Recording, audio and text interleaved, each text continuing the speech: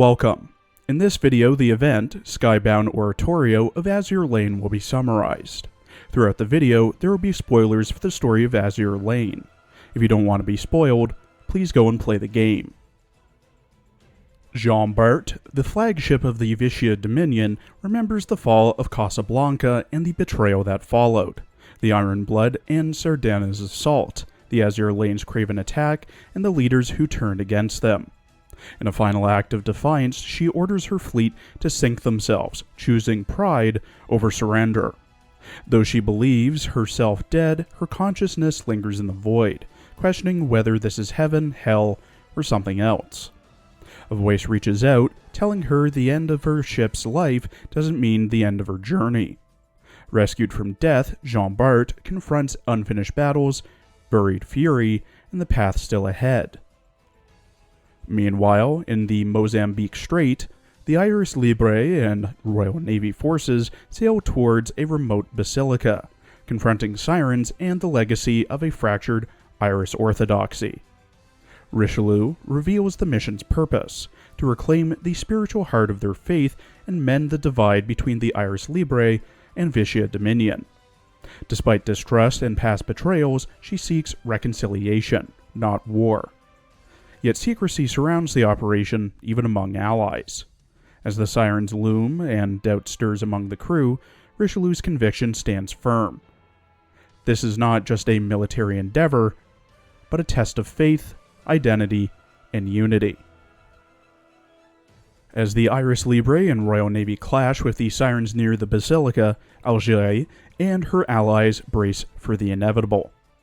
While Valequin cracks jokes and La Gassennière toy with battles, Algérie stays focused, concerned by cryptic orders and a mysterious 4th Richelieu-class ship. Despite fortified defenses, their odds against the fleet led by Richelieu and backed by carriers are grim. Still, Algérie proposes a strategy: stall the enemy, divide them, and protect the Basilica at all costs. If they can weaken the Royal Navy's hold, maybe they can bring Richelieu back to their side. But with Jeanne d'Arc now among the opposition, the situation grows more delicate. Meanwhile, the Iris Libre forces pierce through the siren lines, puzzled by the lack of resistance. Richelieu senses Algérie's hesitance and hopes for peace, but her plea for negotiation is met only by a cold, repeated warning. As Vicia's mass-produced ships begin to deploy, it's clear that diplomacy may no longer be an option. Richelieu reluctantly orders the advance. Back at the Basilica, Algérie acknowledges the grim turn. Despite her doubts, she stands firm, ready to defend the island, even if it means revealing the Basilica's secret. As the battle rages near the Basilica, the attacking fleet faces stiff resistance not only from upgraded mass-produced ships, but also from powerful coastal artillery. Illustrious and Barn note strange enhancements in their foes, possibly linked to cognitive chip research once pursued by the Iris orthodoxy. Richelieu suspects the Basilica itself is amplifying enemy strength, and a heavy, almost divine presence is felt by some in the fleet. Amid the grind, Algérie approaches alone, and a tense but heartfelt exchange with Richelieu follows. They reminisce about better days, but ideological divides remain sharp.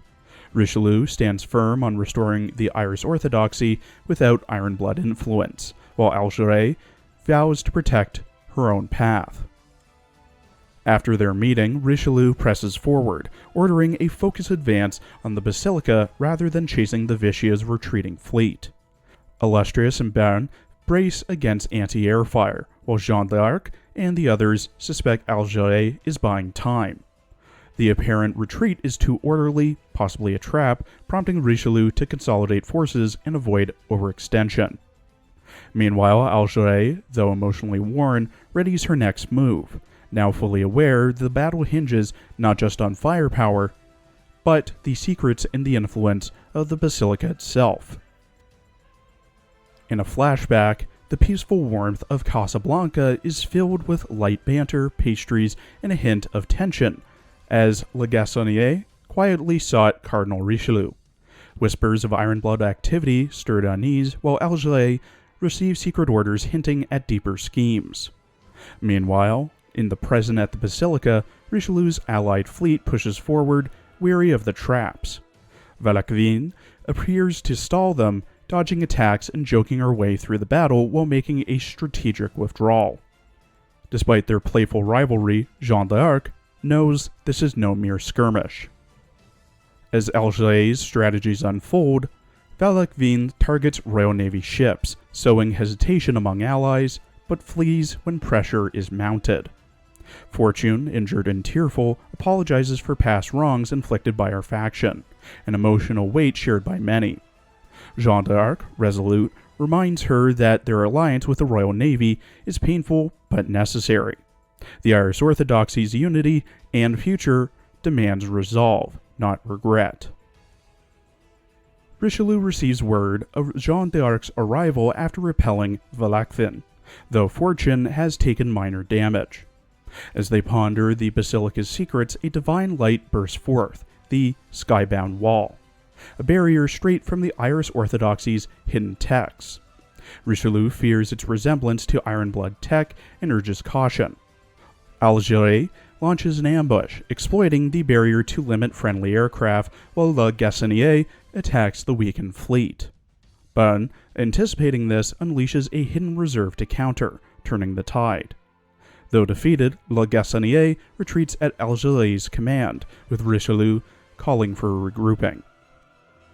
Afterward, Richelieu confronts Alger, having predicted her tactics and prepared accordingly.